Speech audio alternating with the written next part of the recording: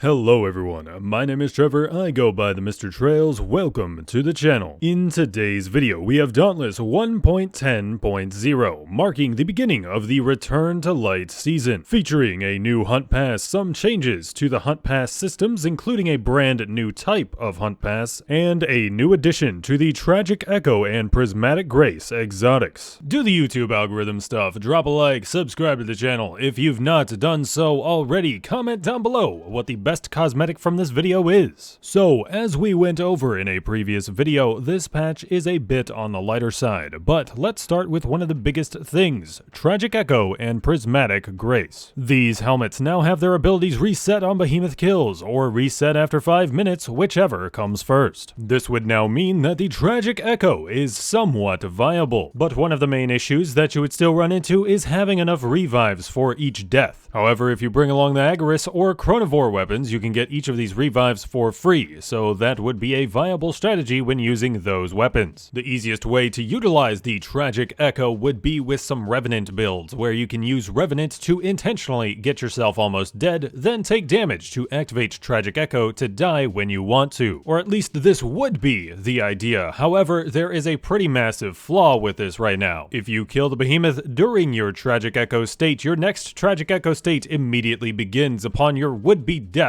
from the end of the first Tragic Echo, meaning you can only do this sort of strategy for every other behemoth, unless you don't kill the behemoth while in the Tragic Echo state, which is what you would typically be shooting for. The other gameplay related changes of this patch are minor, so let's get into the Hunt Pass systems. There will now be two different types of Hunt Passes, being cosmetic Hunt Passes as well as new Slayer Commission Hunt Passes. The Slayer Commission Pass will be a season-long 100 level Hunt Pass with mainly gameplay boosting items, such as merits, rams, bounty tokens, Aether Sparks, patrol keys, and Aether Dust. The Commission Pass will also hold Platinum to allow you to continue to buy the Commission Passes of the seasons ahead. It will also be the primary Hunt Pass where you make progress for seasonal coin currencies for the reward cache, whereas the Cosmetic Hunt Passes will feature the typical cosmetic items that we're accustomed to. There will still be a number of levels that have the other gameplay rewards as well, which will bring these Hunt Passes to 30 levels in total. With the launch of this newest Hunt Pass, the Cosmetic Hunt Passes, once purchased, will be yours to keep forever. Well, not forever. They last 70 years though. If you are thinking of making this 70-year investment or any other premium purchases on Epic Games, whether it's for Dauntless, Fortnite, or whatever other games you play, consider my supporter creator code TheMrTrails. Make sure the A is before the I. So,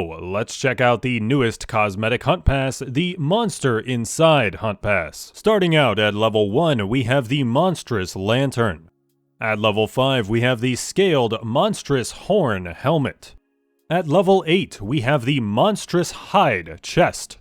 At level 10, we have the Monstrous Claws Gloves.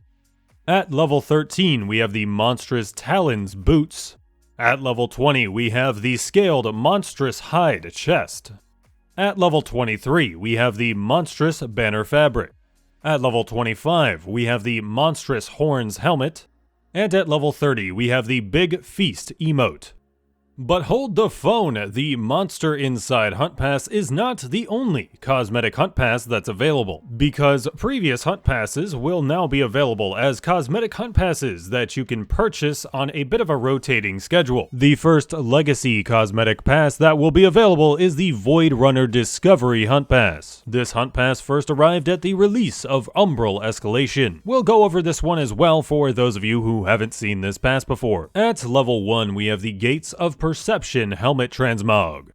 At level 3, we have the Eventide Contingency Sword.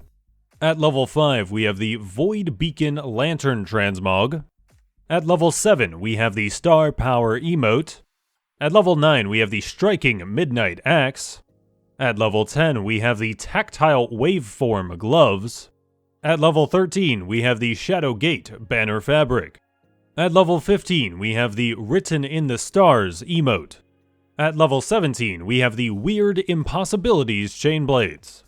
At level 19, we have the Void Runner's Standard for your banner. At level 20, we have the Unthinkable Consequence Hammer. At level 22, we have the Quantum Pursuits Boots. At level 23, we have the Strange Repercussions Repeaters. At level 25, we have the Cosmic Centrifuge Chestplate.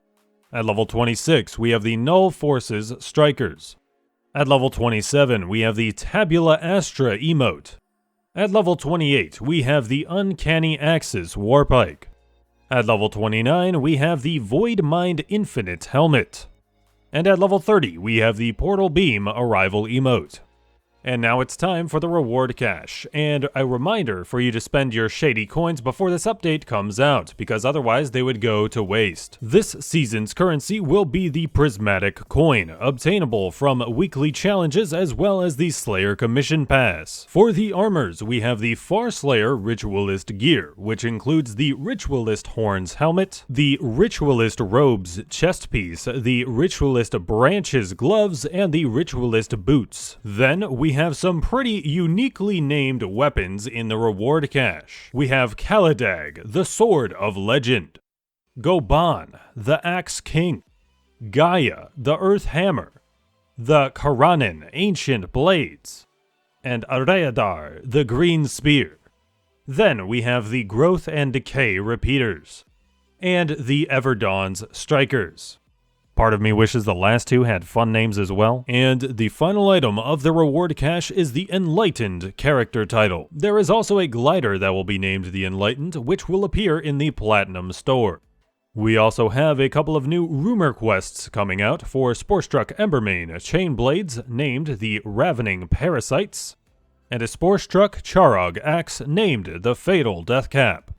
We also have more news concerning rumour quests as a whole. All rumour quest names will now be named after the item that they give, to simplify things. And Honest Oz is no longer going to be in Ramsgate 24/7 365, and will mainly only be marking special events now, which means that the rumour quests that he gave now have special unlocking requirements. These would be for the Toxic Phage from Sporestruck Embermane, the Deep Rot from Sporestruck Charog, the Searing Dawn and Exquisite Sunburn from Flameborn Rezakiri, the Wreath of Shadows and Thorns of Dusk from Shadow-Touched Koshai, the Isgrith Yelim and Hamar from Deep Frost Skarn, and the First Warden's Briand and Yelim from Urska, all of which will now have a requirement likely tied to a specific part break during the Enraged or Aether-Charged states. In other news, poison pools are getting a slight buff, building up the poison from the meter faster, presumably to try to save Agaris from its constant abuse.